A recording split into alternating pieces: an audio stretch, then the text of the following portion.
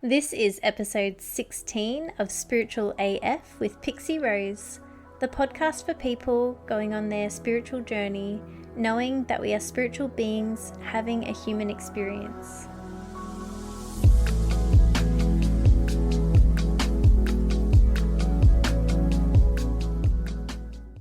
Today on the podcast, I have Erin Miller. Erin is trained in Neuro Linguistic Programming, life coaching, mindfulness. Erin is a circle facilitator, a Reiki practitioner, and a certified soul modes mentor and conscious channel. So welcome, Erin, to Spiritual AF. I'm so excited to have you on. Thank you. It's very exciting. Thanks for inviting me along. Of course. I love to share how I've connected with the people that I've had on the podcast. Yeah. So we met through you attending my online intuitive course. That's And then I've, looked into all the work that you're doing, and I'm just so amazed at the stuff that you've trained in, and I just want to know so much about what you do, and I love the things that you share, so I'm so excited to have you on today. Yeah, thank you. So my first question is, I'd love it if you could share with us your story and how you got to be doing all this amazing work that you're doing today. Yeah. So I guess my story sort of started, it's going back probably, I think it's about 8 years now, where I actually ended up with clinical depression. So it was literally where I'd sort of hit my rock bottom, and we can look at the rock bottoms, can't we, in all the bad ways. But for me, it was actually the catalyst, I suppose, to actually raise me up. And to get me back onto the path of what I was meant to be doing. So, it got to the point with it where I was literally spending days at a time in bed, which naturally, obviously, that starts when you're trying to work and start a family and you're married and everything. It starts to impact every avenue of life. But yet it got to a point where I suppose that I'd had still enough, even within the darkness and those dark days, but I still had enough of a knowing, I'd call it, that there was something that would actually help me get beyond that stage. So I literally went out starting to seek things out. So I started to just seek out various and anything and everything, anything that came across my path, these modalities, healings, therapies, whatever it was. And that's when I actually then stumbled across it's coaching, but it's combined with a very intuitive side of things. It's combined with some of the NLP, Neuro Linguistic Programming side of things. So ultimately it was working with my subconscious mind. And I guess ultimately what that did was allowed, it stripped back the layers of all of the things that I thought I was or thought I had to be and all of that stuff. And it actually started, unraveling me, unlayering me to get closer to who I actually was as a soul. So, that's kind of how I sort of all came across it. And then it's kind of just gone from there. It ends up being to the point where I literally was a client I had quite intensive. So I was a client for like a 12-month period. So I'd had monthly sessions over a period of 12 months. And it literally then went on that for me, it was such, and it always sounds cliche, but transformational, that I then literally went on, I was like, okay, I've got to offer this then, got to learn how to do this. And I think the thing is because I'd already been doing that sort of thing for much of my life as well. So I was always the person that people would come to and talk to and things like that. It's always been something that I've had, but I didn't know how to deal with it, which is probably why a lot of the depression, like hindsight looking back, is where that probably started, is, a lot of that just suppressing of things, not understanding what was mine, what was somebody else's. I'm also very much an emotional being. But again, society tells that's not okay to be that way, So for me, it was a large lot of stuffing down, just years of, emotions and things like that, because I felt like I was strange or, not normal and all of that. So that this particular process that I now use myself as well actually allowed, it was freeing, very freeing to actually know I'm not, I'm normal ultimately. Yeah. Yeah, that's amazing. I love stories like that where it really shows, why you were having that experience, right? Like going through that really dark period in your life. And I've had 2 rock bottoms, so I totally resonate with how that rock bottom just fully, what's the word? It's almost like propels you into your soul calling, and then that's it, because there's nowhere else to go, is there? Once you're down, you're down. You know, the only way is up. That's what I always say, is that, you know, we tend to often look at it as being a really terrible thing, and yeah, it doesn't feel great while you're doing it, but you know what, the only way you've got to go is back up again. So, you know, it's about, that's kind of how I look at it now. 100%. Yeah. It's sometimes even like some people need to hit rock bottom, don't they? Like, yeah, otherwise absolutely. There's never going to be any change in their life. That's it. Yeah, absolutely. Yeah. So tell us exactly, what is NLP? So it's basically the language of the mind. Okay, so it's how our actual mind and the subconscious part of our mind. So we have the conscious mind, which is the thing, you know, that we are very aware of. And then we have this subconscious part of us. And I guess the analogy that's always the best way to explain is that it's like the iceberg. So you've got the tip of the iceberg, and then you've got the iceberg below the water.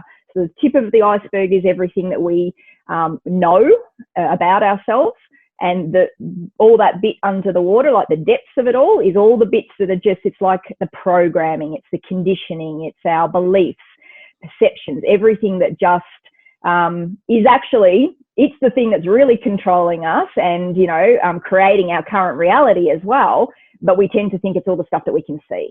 So it's this, so what NLP is basically the language in terms of understanding that part of us. So I guess specifically for me, like the part that I use mostly around the NLP, so, you know, there's a lot of different exercises and practices and theories and things like that. But one of the most powerful parts of it that I tend to use is what's called timelining or time reconnection. And it's literally where we are shifting, you know, emotions that have been attached to memories, particularly around the ages of 0 to 7. I also do deal with the genealogical, so anything that's come through the family line. So we know that, you know, ancestral stuff is huge as well. Plus also past life stuff can come through into that side of things as well.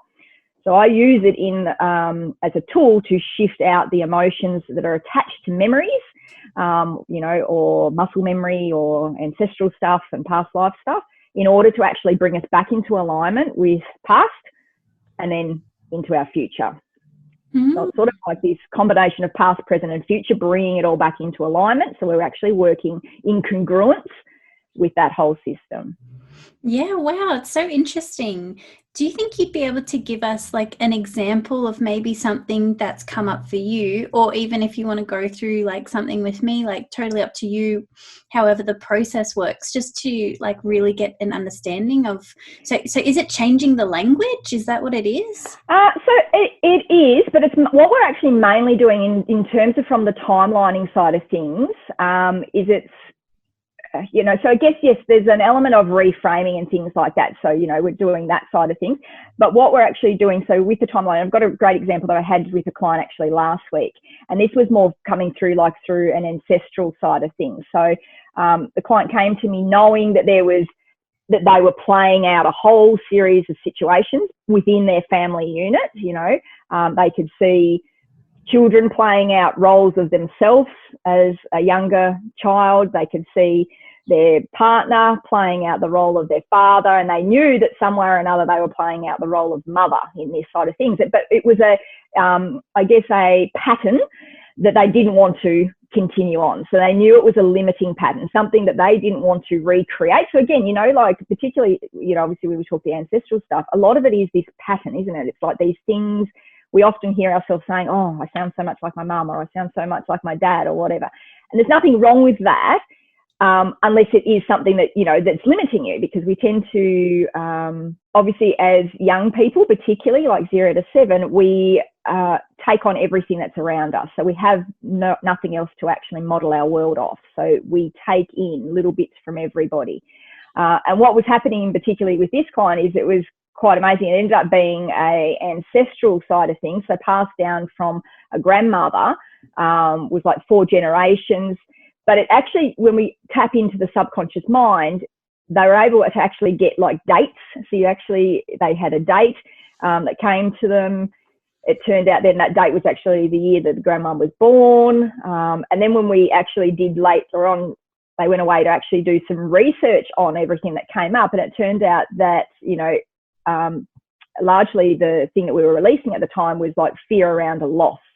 And, you know, lots of loss in life. And it turned out, you know, that was very relevant from grandma. So grandma had lost, you know, husband, child, best friend. So of course that grief and sadness and the fear around all of that just keeps getting passed down all of those generations, to the point where my client was literally playing out that as if it was her own, but it wasn't. That's amazing. Hope that makes sense. That sounds very convoluted. No, that's I love that. That's really, really amazing. And yeah, I can see how so many people would be experiencing that, like that ancestral trauma and needing to heal it. So let's talk a bit about the coaching that you do. So the NLP is involved with the coaching, or is it separate?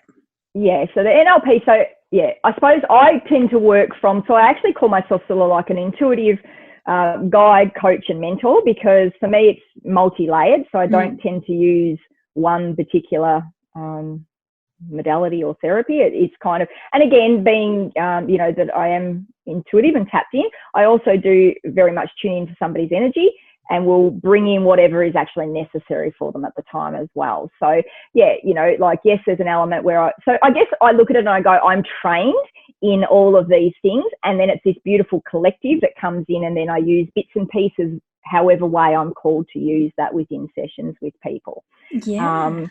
Yeah, so the coaching, you know, coaching, I guess, as a modality on its own is very much about solution focused.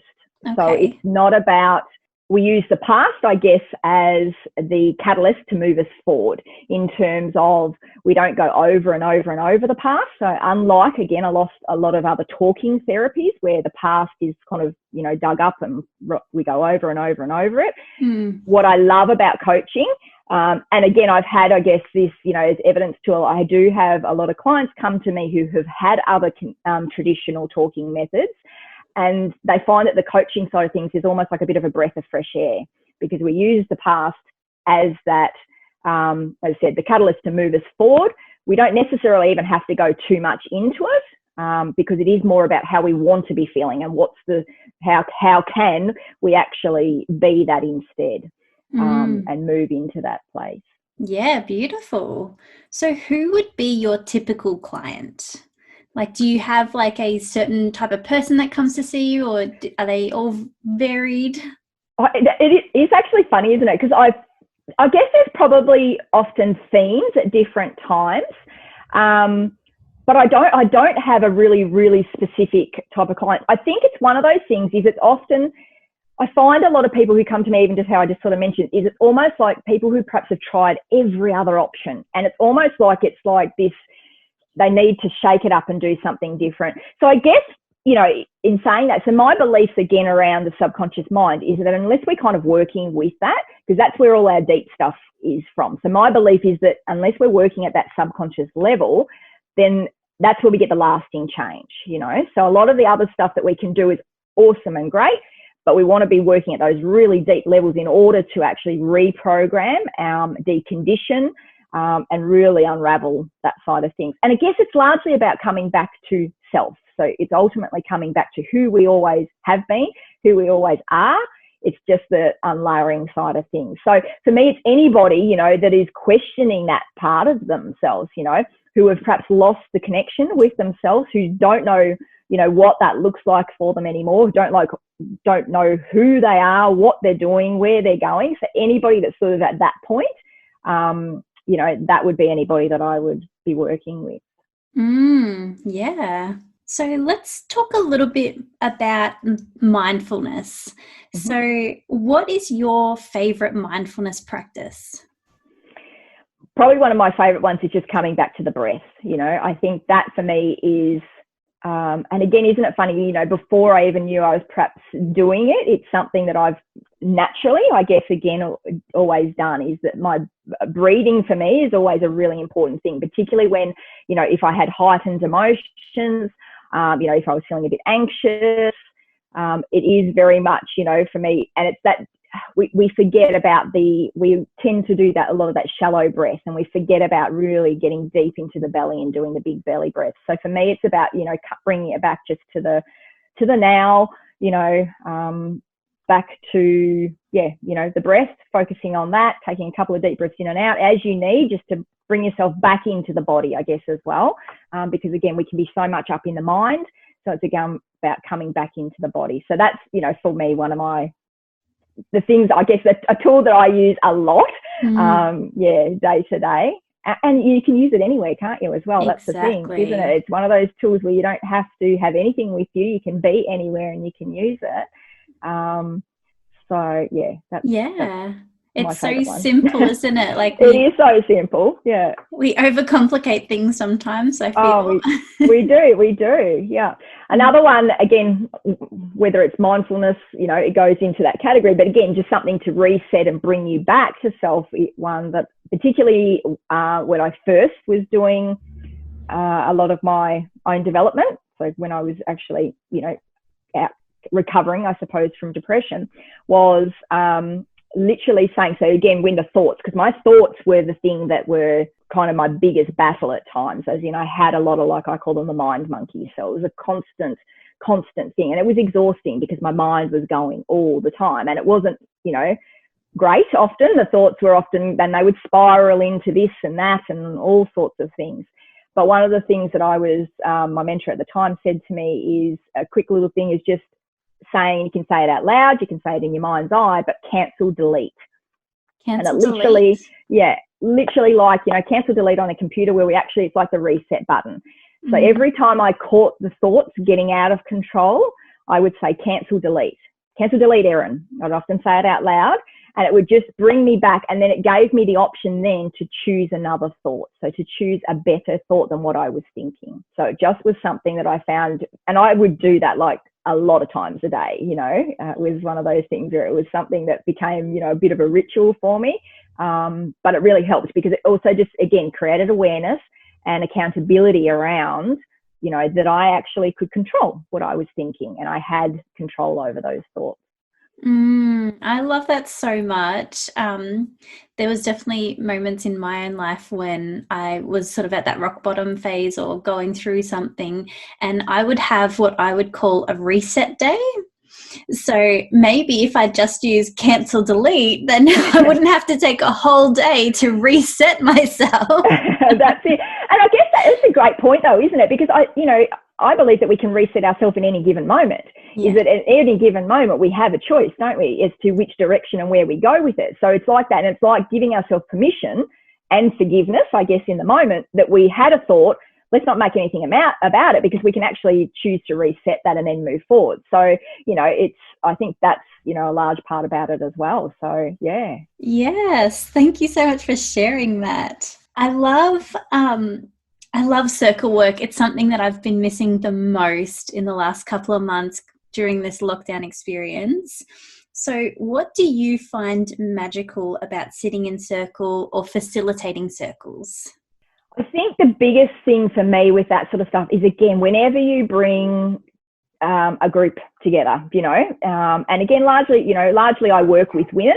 I'm not exclusive to women, but I do tend to attract women as my clients.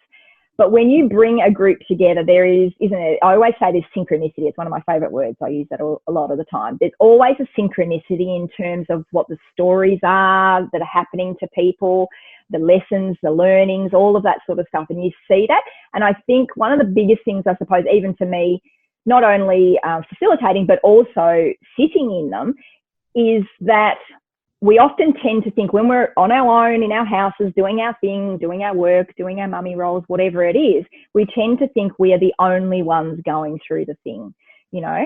And what I love about it is when you bring a whole collective of women together, you start to realize that we all have very similar thoughts, feelings, patterns, you know, experiences. It's just sometimes the circumstances and situations behind it that make it different. But, you know, and I guess then we can also learn from each other in that side of things. So there is a collective then of wisdom that comes out from that, you know. And I think that's, for me, always been one of the biggest takeaways, is that knowing, again, you know, when we come together like that, is that it highlights very quickly that you actually are normal. You know, again, we don't need fixing. We're not broken. We are normal. We just might be going through a few challenges or a bit of a tough patch or whatever it is, but it's something that a lot of people experience, you know.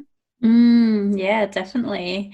And I feel like, you know, in recent years, circles and sitting in circles increasingly becoming more and more popular. But at the same time, I know so many women that haven't done it, especially with, like, I do love to have, and I often have both genders in my circles. Yes, So that's interesting that I often sort of attract both, and people, like the women that attend are always like, wow, it was such a different experience having men there. Like, it definitely brings something to it. Although I do love that sacred space of women coming together in circle. So I, highly encourage anybody, when we can sit in circle again, go along to one. Oh, just so magical. Yeah. So what has been your most profound healing within the Reiki modality? So whether it be something that you've personally experienced or maybe a session that you've given. So Reiki with me, so I don't do like the hands-on on the bed type stuff. So I used to, again, I started off doing that when I was training to do that. So I tend to use it again within my sessions in terms of using it, I guess, from an energetic perspective. So understanding energy, using energy, shifting it out even within a session with one-on-one people. I suppose probably for me, one of the biggest things, like if I go back to when I was training in it, was the distance type healing side of things used to just amaze me in terms of how it can be used. You don't have to also be in the room with someone to actually be able to tap into the energy of someone, you know.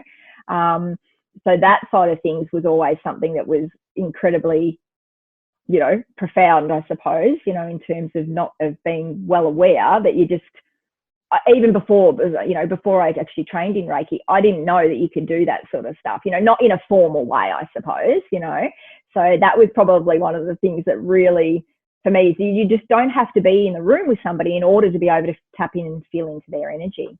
Yeah, 100%. And I almost feel like that's kind of a bit of our collective lesson throughout this. You know, we can't just as easily go and get a session of Reiki done or whatever, but understanding that energy it's not bound by the physical. It's not, no.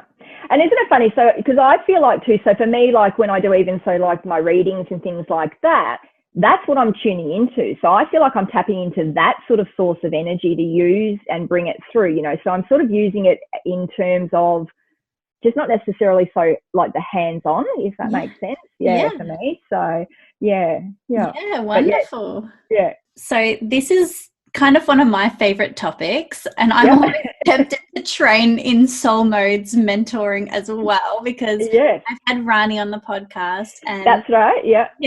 So I love soul modes so much.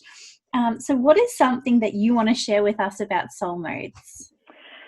Oh, where to start, isn't it?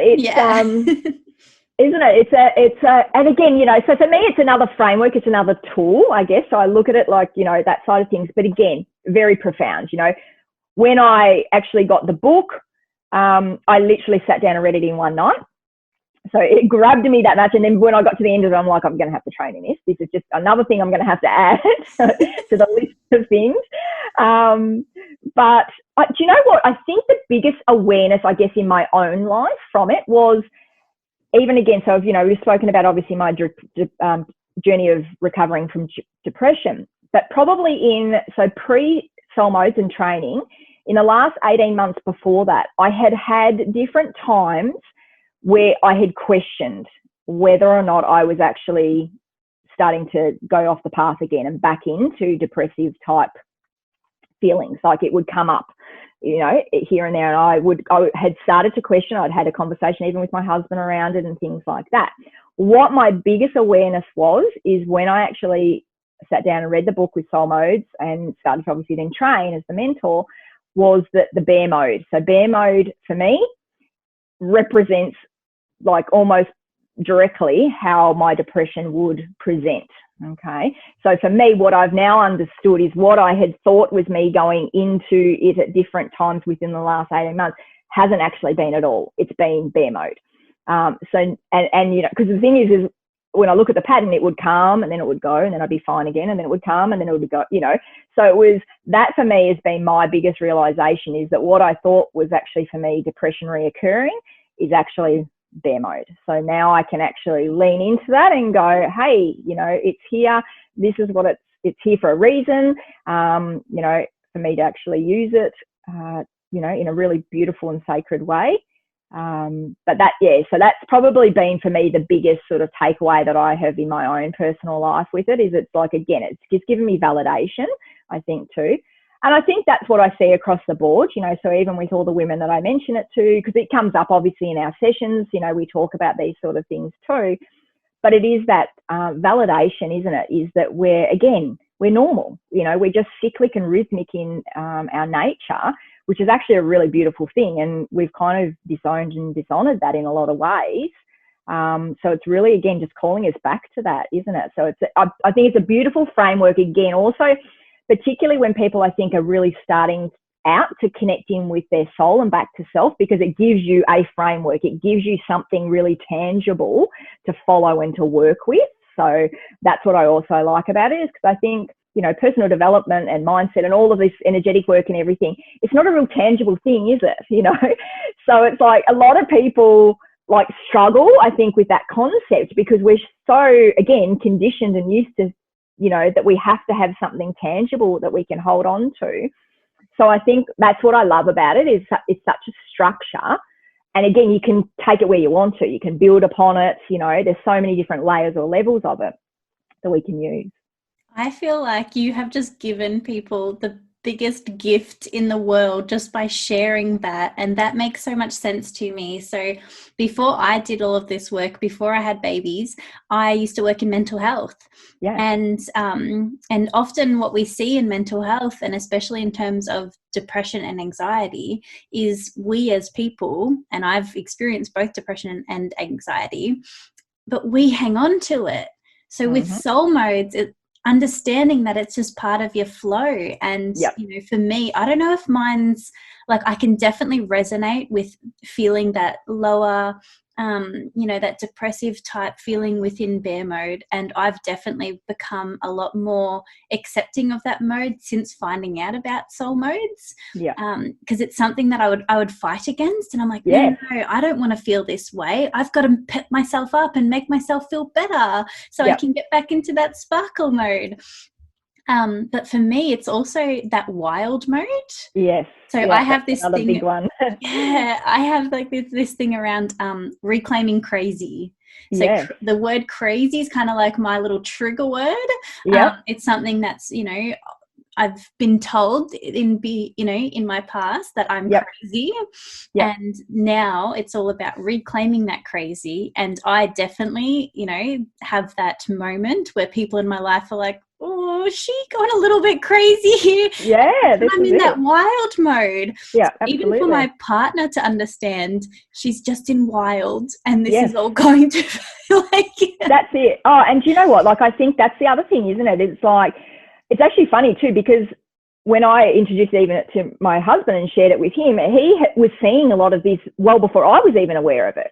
When I explained to him, he was like, yes, I can see that. I've seen that for a while, that it is just this ups and downs, and I'm like, so it does. It brings in a whole new meaning even to all of that sort of stuff as well, doesn't it? It's like, and I think that's a really beautiful part, is if the males in our life as well can understand it, gosh, because again, we can use it even within our relationship, so that's it. There's so much purpose to it, and in so many different ways that we can use it. I think that's the thing too, whereas you can just take it to, there's so many different depths, and facets that you can use it in and take it to. So like every area in your life it would show up. Absolutely.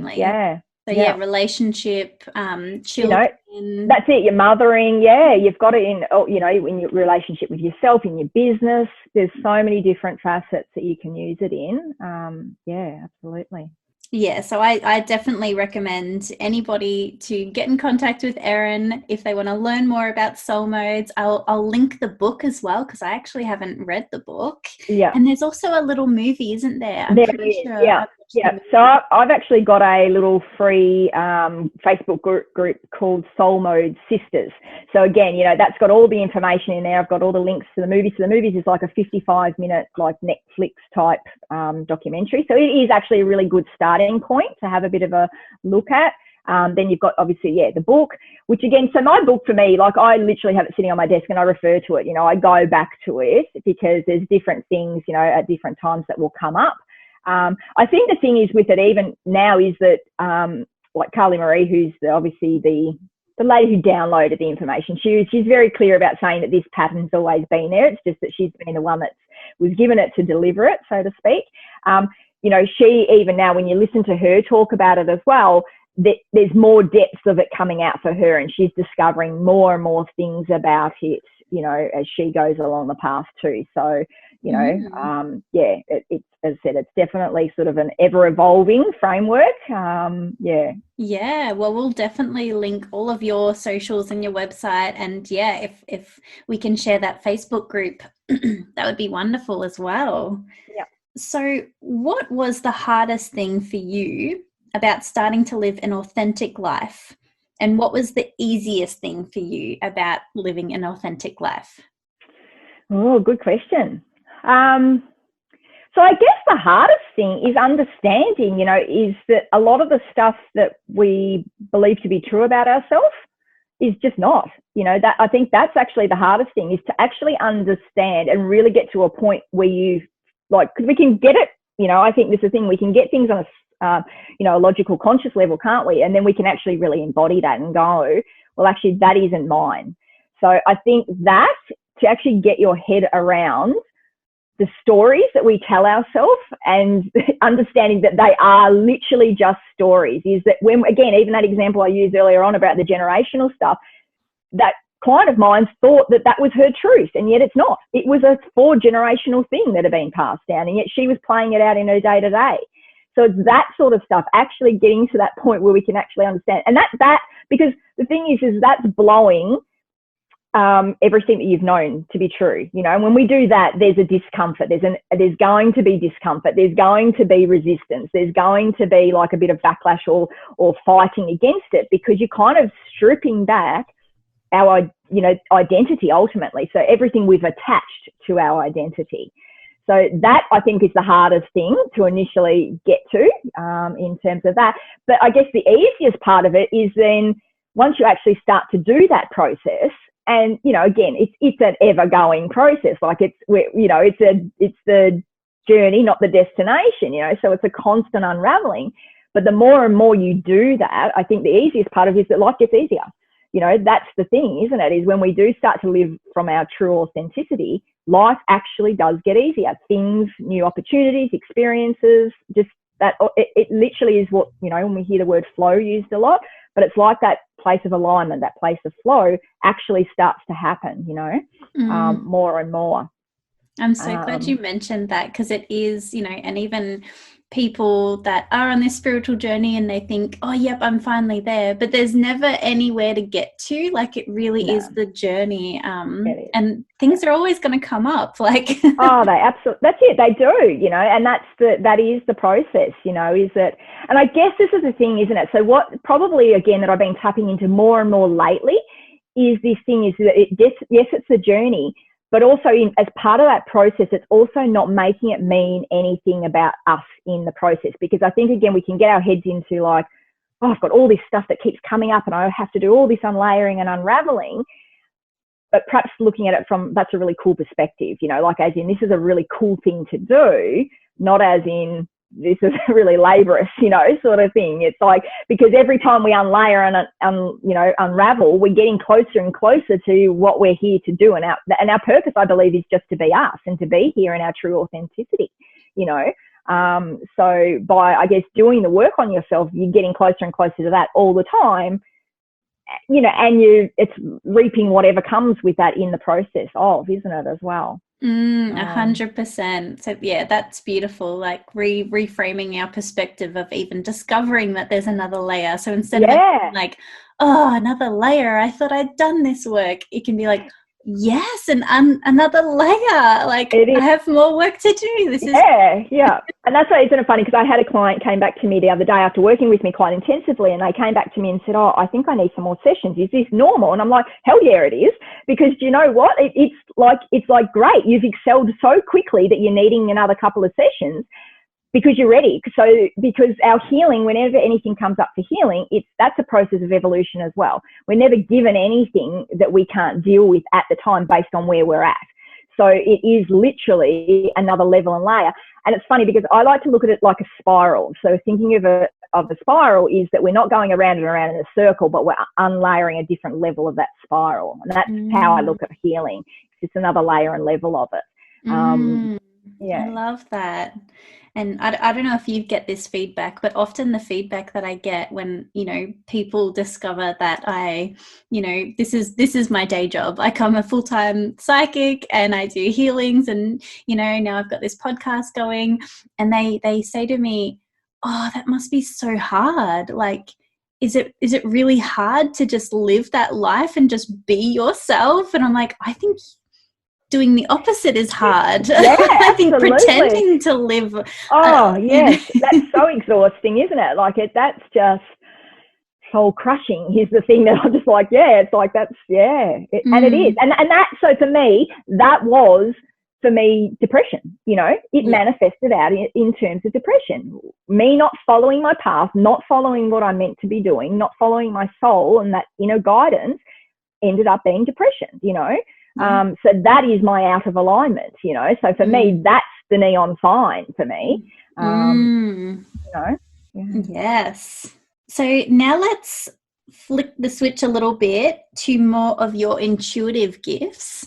So let's talk about your, so you describe yourself as a conscious channel. What does that mean to you, and how do you channel? Yeah, so this is something that I'm putting my hand up to more and more now. It's like, and actually, I guess even, by when I actually joined into your intuitive program, that was kind of a little bit of again, isn't it? Sometimes, again, these things and you have the aha moments, but when you actually have it in front of you, you start to go, oh, okay, yes, okay. And I think this, for me, so I've always been it, it's not something that has just suddenly, happened. It's always been there.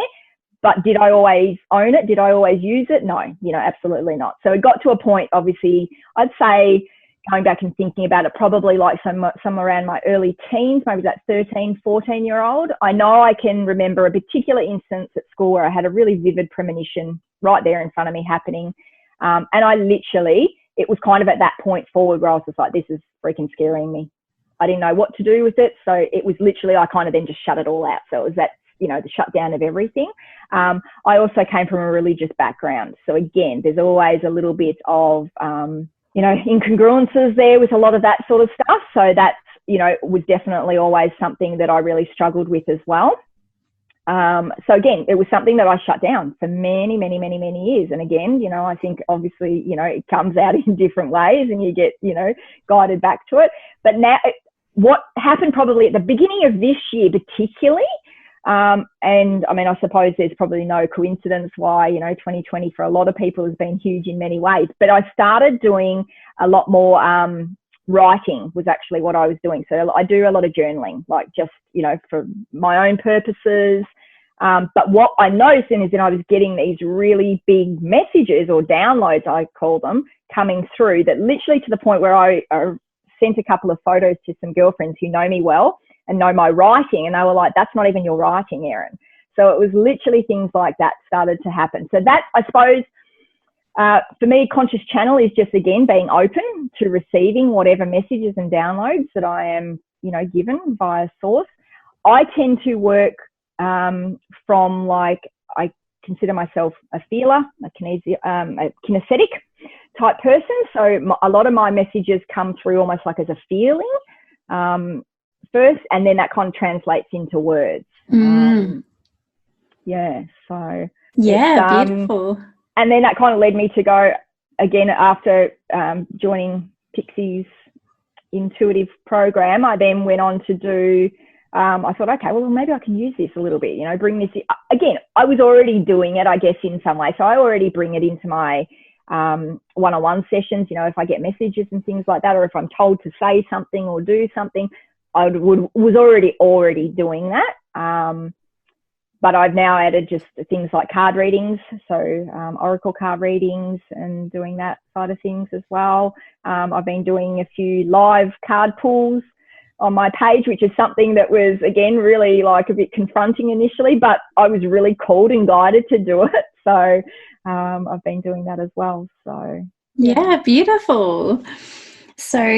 So you do, like the automatic writing is yes. your form of channeling, and that's always been my strongest form as well. So I've always been a big writer and journaler, and that's generally how I do my readings. Is I like to just sort of, you know, it's definitely a different experience of being in person, but for some reason, like, I just love just being in my own little cocoon and, like, you know, getting all this information out and then sort of sharing it with others.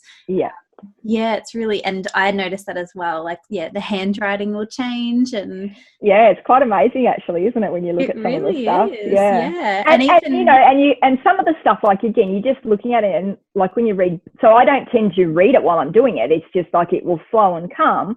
Sometimes the pen can't keep up as quickly as all the messages are coming in. But then you go back and read some of the stuff, and you're like, whoa, okay, I could not have known some of that information, or, you know, like I don't even talk like that, you know. So again, I find a lot of that sort of information. So a lot of the stuff that was coming through, you know, particularly at the start of the year, and again, it's continued on a little bit, is about the feminine energy, you know, is how that is really amplified and being quite strong for, you know, 2020.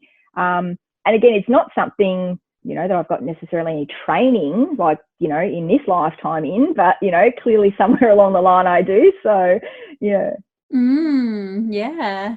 And I guess, like, that conscious channel, so you remember the downloads that you get, like they come through and they sort of retain in your memory. Whereas, like, for me, I don't. So, like, people will be like, oh, remember you said this would happen in the reading? And I'm like, I don't remember. Like, I have no, like, it's like I'm a different person in that space.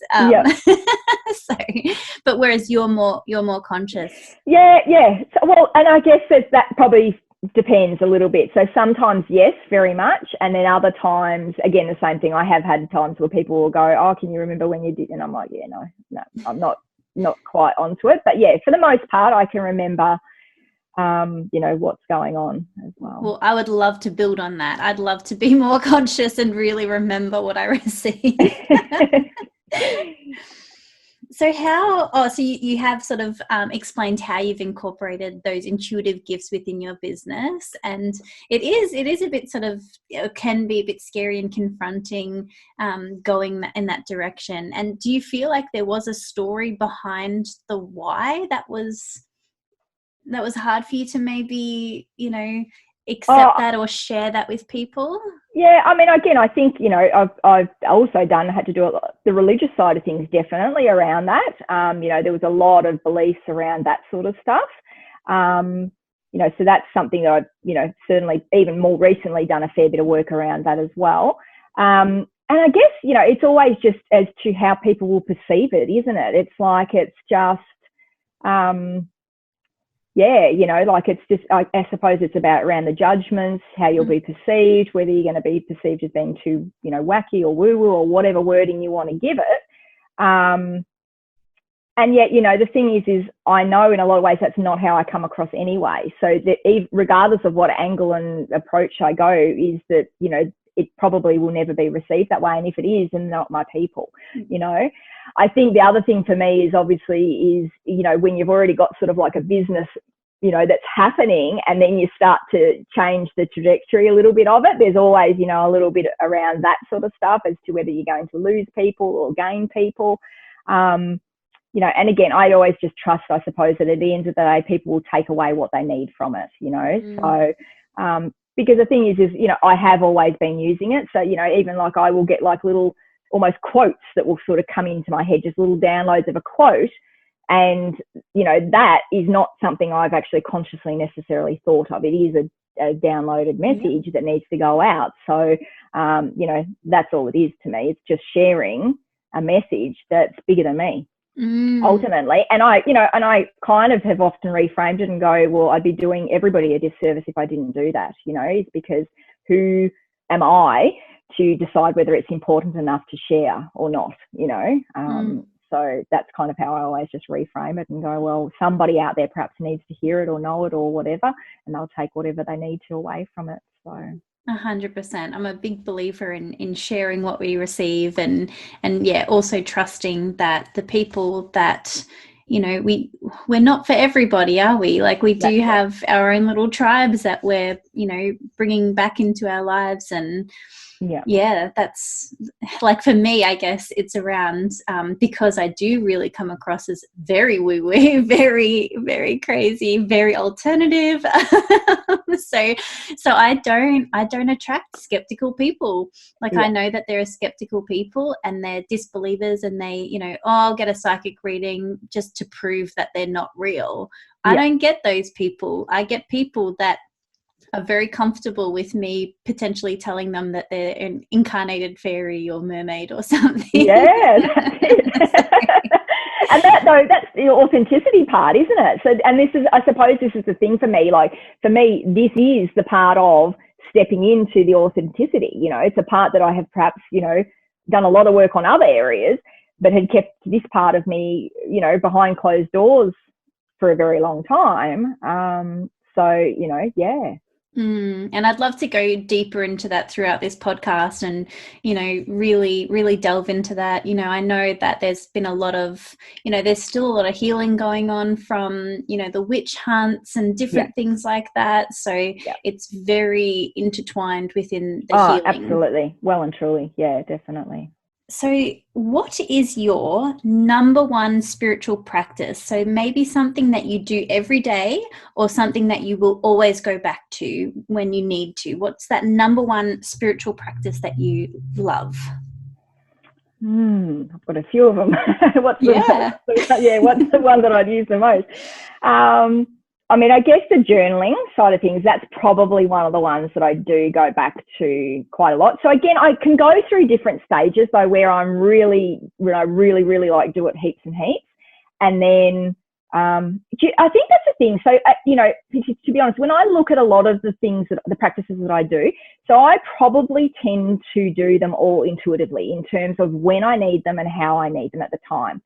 So if I'm really honest, like, I don't do necessarily any of them every single day, because I really do tune into what do I need in this moment? What do I need today? That's going to be the thing that's going to help me. So some days I meditate, some days I do my journal, some days I'll use my essential oils. Sometimes it's literally, I need to go for a walk. I need nature. That's my thing.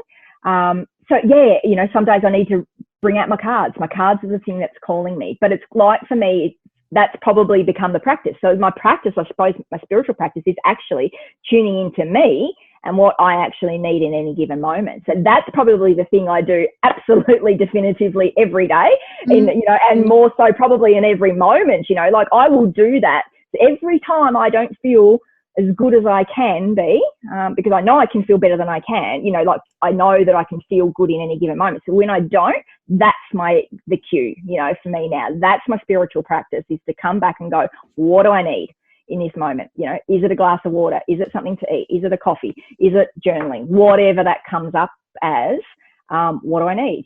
So, and that's literally what I also say to my clients is, ask yourself time and time again, what do I need in this moment that's going to make me feel better than I do right now? There's going to be something, that comes up there for you. I'm curious if you have reflected on the soul modes, and maybe there's a particular one for each soul modes. Do you? Yeah, and again, that's a really great question also that we ask, that we are actually, as mentors, we get trained to get people to ask as well, in terms of tapping in and tuning into which particular mode that you are in. Because yes, that's the thing, is that each mode is going to desire something different. So it's, you can say, what do I desire in this moment? That's going to make me feel good. What's my yearning? Those sort of things. I just keep it really simple and go, what do I need in this particular moment, that is going to feel better than I do. And that's what it is. Because again, in bear mode, it might be you just need to sit down and have a nap. Sparkle mode, it could be connecting with somebody, super might be, you know, getting something done, just ticking something off your list is going to make you feel better than you do. So, Yeah, definitely. Yeah, I because that's a question that I ask everybody, and even I haven't even really thought that it probably is going to be different depending on what mode you're in. So I absolutely. wouldn't mind. It absolutely will be. Yeah, definitely. And again, you know, I guess it's a great question to identify which mode you are in. You know, when coming back to it, because the thing is like, so the modes, the desire and the yearning that we have in each of the modes doesn't change, but it's what we need, or the behavior that's driving that does, because that'll just depend on all of our various programmings and all of that sort of stuff, you know, how whatever we've got going on ourselves as an individual, that's the change, the different part about it. Yeah, beautiful. So what is one thing that has helped you on your journey that you want to share with others? So this could be anything at all that, you know, was a real catalyst for you. It could be a healing, it could be a book, it could be a quote that just changed things for you. One thing that you want to share now that really helped you. When you said that, a quote that really resonated with me, again, very much when I was on the start of my journey, was a Wayne Dyer quote, and it was like that what other people think of you is none of your business.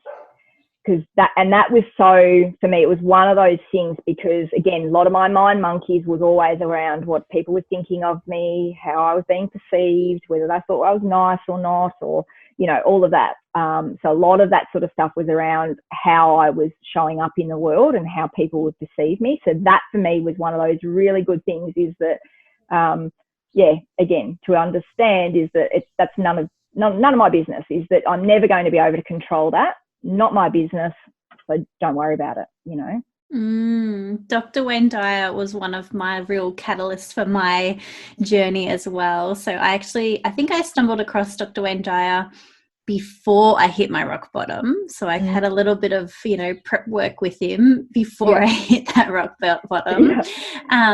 But I just, oh my God, I just can't get enough of Dr. Wayne Dyer. I just think he was amazing. He was just such an incredible soul. Yes. Absolutely. So anything that you can find by Dr. Wayne Dyer is going to be. Highly recommend. Definitely. So what is the best way for people to connect with you? So if they've loved what they've heard today, what's the best way that they can work with you? So my Facebook page, just Erin Miller. So I think it comes up as Erin Miller Coach if you're looking for it on Facebook. So Facebook, you know, I do a lot of stuff on there. I am on Instagram as well as Erin Miller Coach, and also my website, www.erinmiller.com.au. Yeah, wonderful. And as I mentioned, I'll definitely link all of those in the show notes too. So it's just as easy as clicking a link, and then they can get in contact and start doing this amazing work with you. Yeah, sounds good. It'll be exciting. Is there anything else that you would like to share with people today? I've just loved what you've shared so far, but is there anything else that we haven't covered today? Oh, not off the top of my head. I think that's been a good coverage. Yeah, beautiful. Good questions there. So thank you. Oh, wonderful. Thank you so much for taking this time with me, Erin. Like, I'm just so grateful that you came across my stuff and that we were able to connect this way, because I just love the work that you're doing so much. And this has been a true blessing. And thank you. You're welcome. It's been fun. Super fun. Wow, what a wonderful episode. I'm so grateful to have had Erin on the podcast today.